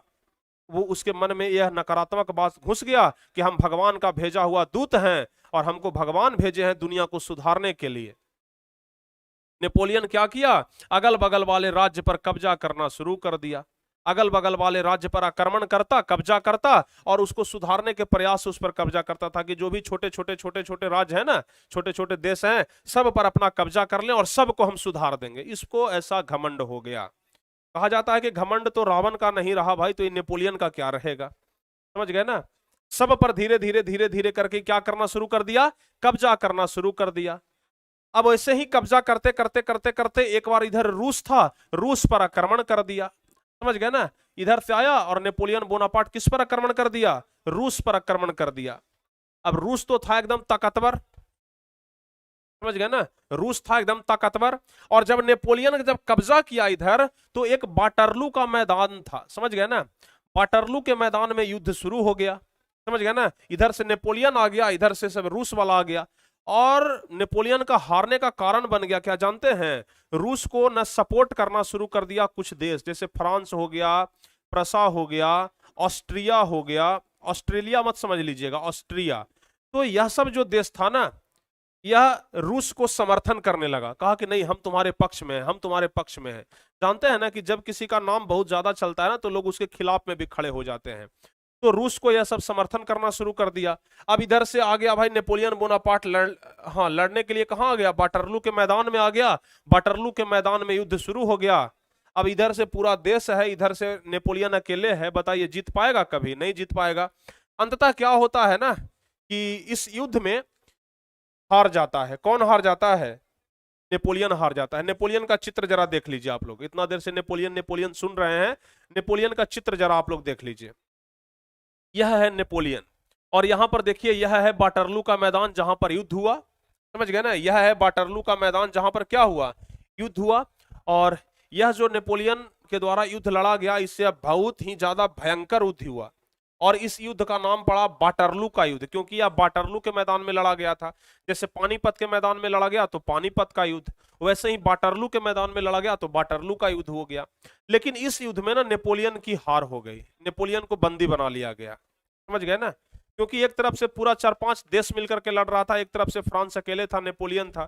तो क्या हो गया, नेपोलियन का बेचारा हार हो गया, नेपोलियन हार जाता है। समझ गए ना, अब जब नेपोलियन हार जाता है तो उसको बंदी बना लिया जाता है, और बंदी बना करके सेंट हेलेना नामक एक टापू है, जो कि देख लीजिए चारों तरफ से पानी से घिरा हुआ है और बीच में यहां पर एक टापू है। समझ गए ना, टापू उसको कहते हैं जो चारों तरफ से समुद्र से घिरा हुआ रहे।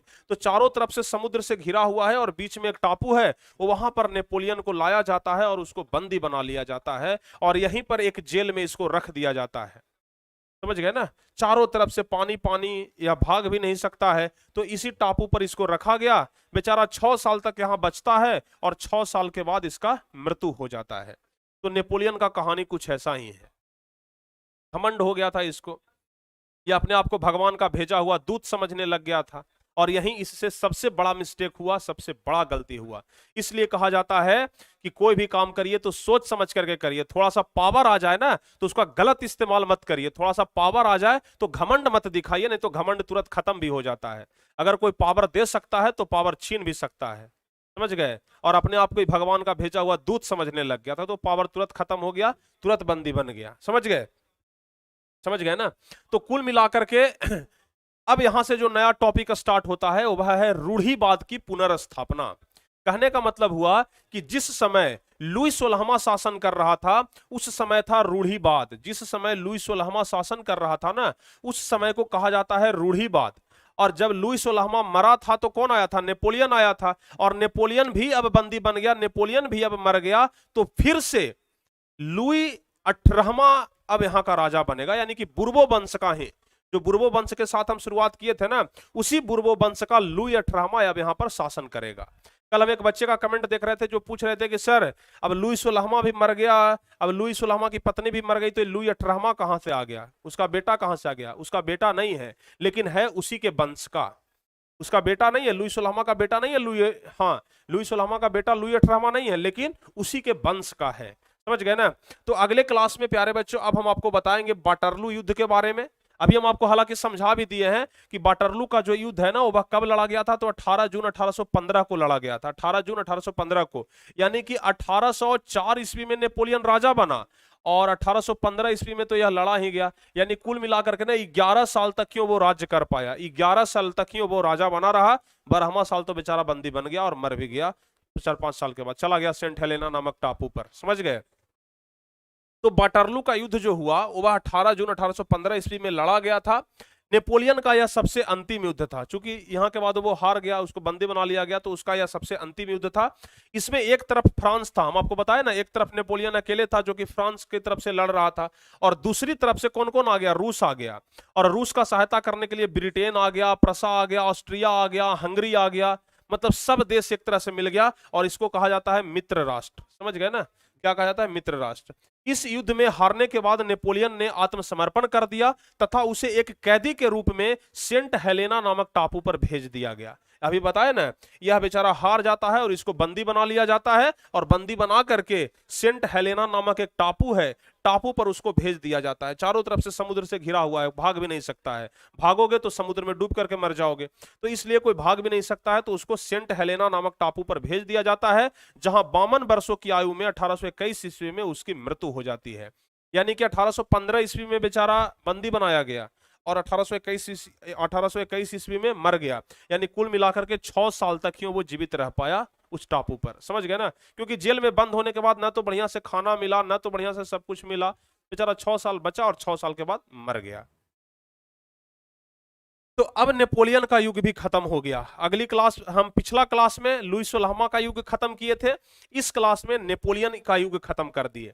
अब अगली क्लास में ना फिर से बताएंगे कि किस तरीके से फिर से बुर्बो राजवंश की स्थापना हुई और अब की बार जो राजा बनेगा वह कौन बनेगा? लुई 18वां बनेगा। कोई, हाँ कौन बनेगा?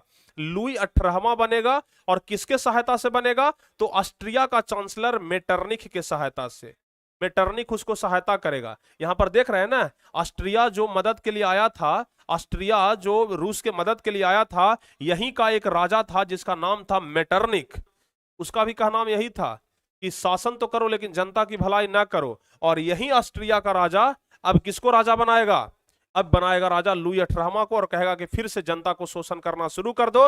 नेपोलियन ने जो भी बढ़िया बढ़िया काम किया सबको खत्म करो, जो भी बढ़िया कानून बनाया सबको खत्म करो और फिर से पहले वाला राज्य ला दो। तो अब अगले क्लास में फिर से वही हम राज्य लेकर के आएंगे जो लुई 16वां के शासनकाल में था। समझ गए? तो अब बताइए बच्चों कैसा लगा क्लास, जल्दी से एकदम ईमानदारी से बताइए क्लास कैसा लगा। और लाइव चैट में तो बताइएगा ही, साथ ही साथ कमेंट बॉक्स में आप लोग कमेंट करके बताइएगा कि आज का क्लास आपको कैसा लगा। समझ गए? कमेंट करके आप लोग जरूर बताइएगा कि आज का क्लास आपको कैसा लगा। हम आपके कमेंट का इंतजार करते हैं। पिछला क्लास में जो हम आपको पढ़ाए तो इतना जबरदस्त कमेंट आप लोगों ने किया, इतना जबरदस्त कमेंट किया कि पढ़ करके ना मन खुश हो जाता है, दिल खुश हो जाता है आप लोग का कमेंट पढ़ करके। तो इसलिए हम चाहते हैं कि आप लोग आज के वीडियो में फिर से कमेंट करें और एकदम बताइए कि हाँ सर कैसा लगा आज का क्लास। क्योंकि आपका भाई इतना मेहनत किया है ना, आपका बड़ा भाई इतना मेहनत किया है, तो बताइए आज का क्लास कैसा लगा। समझ गए? तो आज के क्लास के बारे में जानकारी जरूर दीजिएगा कि आज का क्लास आपको कैसा लगा। ठीक है, तो प्यारे बच्चों अब इस क्लास को यहीं पे समाप्त किया जाए। अगली क्लास में जो टॉपिक शुरू होगा वह है रूढ़िवाद की पुनर्स्थापना। फिर से हम आपको वही राज्य में ले चलेंगे जो लुईस ओल्हामा के राज्य में था। समझ गए? तो कुल मिलाकर के हमें तो यह चैप्टर पढ़ाने में बड़ा आनंद आ रहा है, खूब मजा लग रहा है। अब आप लोगों को भी इतना मजा आ रहा है यह तो हम कमेंट बॉक्स देखेंगे तभी पता चल पाएगा। और जाते जाते फिर से हम वही बात कहेंगे कि जो बच्चे अभी तक हमारे इस कोर्स को परचेज नहीं किए हैं तो जल्दी से परचेज कर लीजिए, क्योंकि 15 तारीख से यहां पर क्लास स्टार्ट हो जाएगा। नोट्स वगैरह जो कुछ भी है सब वहीं पर मिलेगा। फिजिक्स का पहला चैप्टर का नोट्स हम वहीं पर डाल दिए हैं। फिजिक्स का पहला चैप्टर का नोट्स जो कि आप लोग बेहतरीन तरीके से देख सकते हैं, हम एप्लीकेशन पर डाल दिए हैं। जो बच्चे कोर्स परचेज कर चुके हैं उनको नोट्स दिखाई पड़ेगा। समझ गए ना? आप लोग एप्लीकेशन में जाइएगा, बैच में जाइएगा, प्लेलिस्ट में जाइएगा, और प्लेलिस्ट में जाने के बाद आप लोग एक तरफ वीडियो एक तरफ पीडीएफ का सेक्शन आएगा, पीडीएफ में जाइएगा, आपको भौतिक विज्ञान का पहला नंबर चैप्टर का आपको पीडीएफ मिल जाएगा। आराम से वहां से पढ़ाई कर सकते हैं। ठीक है, तो पीडीएफ भी आप लोगों को वहां पर मिल रहा है एप्लीकेशन पर। सब तरह का सुविधा, कोई दिक्कत नहीं होगा, बस आ जाइए और आराम से पढ़ाई करते रहिए। ठीक है ना? तो कुल मिलाकर के आप लोग को बेहतरीन सुविधा उपलब्ध करवाया जा रहा है। Love you so much sir. अरे भाई इतना भी प्यार। चलिए भाई, love you too my dear.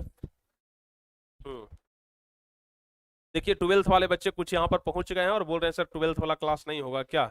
बाबू आज 12th वाला क्लास नहीं होगा, क्योंकि आज यह वाला क्लास बहुत लेट से शुरू हुआ था इंटरनेट की प्रॉब्लम की वजह से, और अभी भी इंटरनेट का प्रॉब्लम ही है। तो आज 12th वाला क्लास नहीं होगा, कल से आपका क्लास लिया जाएगा। ठीक है, चलिए तो कमेंट करके जरूर बताइएगा आपको क्लास कैसा लगा।